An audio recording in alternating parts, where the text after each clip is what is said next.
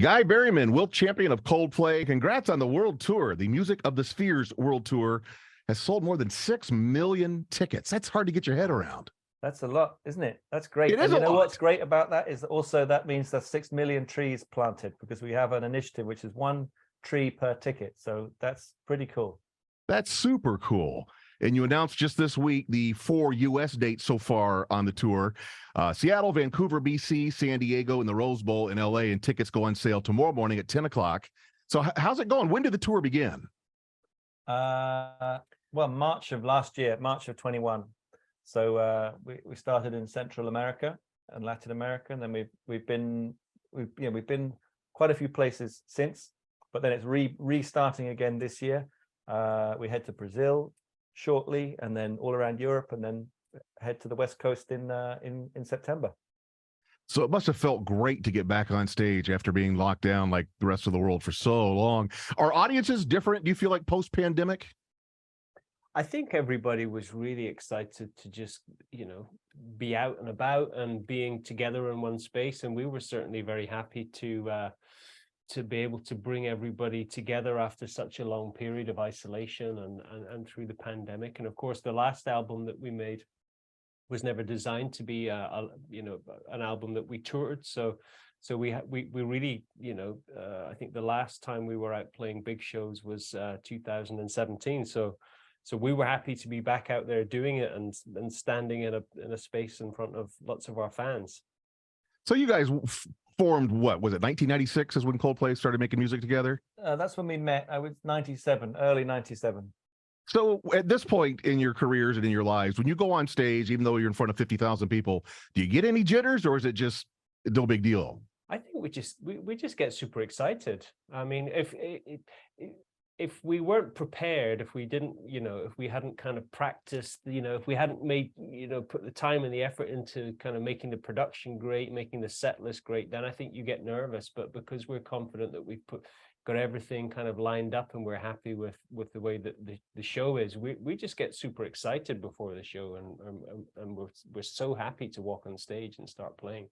I know these tours are highly choreographed with lighting cues and sound cues. Is it the same set every single night? With not identical. I mean, largely the sort of the flow and the structure is similar, but we like to change things around every now and then, and certain things work in different places. And sometimes if we're playing more than one night in the same place, we change. The second night is slightly different, but largely the formula is similar, because it's a journey that we've worked quite hard to sort of to create, as you say, with the lights and all of the stage craft and all of the toys and the tricks and all of the stuff that we like to use. So it's fairly consistent. But what's great is that every show is slightly different. Every audience is slightly different, and so you can play almost an identical set night to night, but it feels different every night, which is the excitement of live music, I guess. And that makes it fun for you guys. Totally. And unpredictable sometimes. Yeah. And one cool thing you're doing on this tour, every fan gets an LED wristband. Mm-hmm. And to be part of the light show, I'm assuming your lighting folks can change colors, can control the colors? Yes. Yeah. Absolutely. The wristbands were something that we developed a couple of tours ago. And as time's gone on, we've been able to kind of add more technology into them and do more with that particular part of the production. It's a big part of our show, the wristbands. Mm-hmm. So the tour, again, the tickets go on sale for those 4 U.S. dates tomorrow at 10 o'clock. I want to talk about something happening tonight. It's the 20th anniversary of ABC's Jimmy Kimmel Live, and the show is going back to the beginning. This is pretty cool. It's going to be on at 10 o'clock tonight, and they're featuring all the guests from the original premiere back in 2003, George Clooney, Snoop Dogg, and Coldplay. That's right. It's like the last 20 years never happened. Was Jimmy's show one of the first American late-night talk shows you went on? Probably would have been. Yeah. We must have done something. When was that? 2003. That was. We probably did something in 2002 or something like that. But certainly that was one of the first memorable ones for sure. Do you remember what you performed? What songs you played? We did. We played the song Clocks. And it was amazing. I've heard of that. They shut down Hollywood Boulevard for that. It was an amazing. That was fun. Everything was so new to us then. We've had the pleasure of coming back to the States so many times since, but it all felt very new and very exciting. So I'm guessing Jimmy probably wants you to perform that same song again. I think you might not be far off there. I won't try to get any more secrets. Yeah, he's going to ask George Clooney the same questions. He's going to ask Snoop Dogg the same. Everything's going to be the same. Why not just roll the original show? Yeah, exactly. The suits are a bit cooler now. Everyone looks a bit cooler, I would say. So Guy and Will, before you guys get out of here, again, congratulations on the tour. Looking forward to seeing you on Kimmel tonight. Our Super Bowl, our biggest sporting event in the country, is happening in just a couple of weeks. You guys performed at the Super Bowl in 2016. Just quickly, what on earth is that experience like for a musician?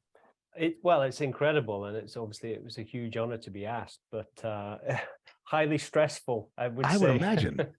Yeah, you know, you don't have much time to get up there and make sure everything goes smoothly. So there's a lot of things that can go wrong. So and of course you're aware that a lot of people are watching on TV. So you just want it to go smoothly, and yeah, it's exciting, but wildly stressful. And I guess sort of 9 months of preparation for 12 minutes of music. It's a it's a strange deal, but so we were thrilled to be asked and thrilled that we made it work. And it's yeah. Who's going to be in the Super Bowl this year? What's your prediction? Oh, who's going to be in the Super Bowl? Yeah. The teams. I think the Kansas City Chiefs are likely going to make it in, and that's the only prediction I'll make. Okay. Do you guys follow American football at all? Well, a little. I used to watch it a lot. When I was growing up, it wasn't showed live on telly, but there was a sort of, in the UK there was a show at the weekend which showed all the highlights. And obviously we've been lucky. I went to watch a Super Bowl in Phoenix when it was Denver Broncos and the Panthers, I think it was, which was a great game. So I like to keep my to keep my eye on it, but I haven't been following this season, so I'll have to see what happens. Again, thanks so much for taking the time. We'll see you tonight on Jimmy Kimmel Live, and we'll see you September 20th at Lumen Field in Seattle. Wonderful. Thank you so much. Thanks, gentlemen. Take care. All right. Cheers.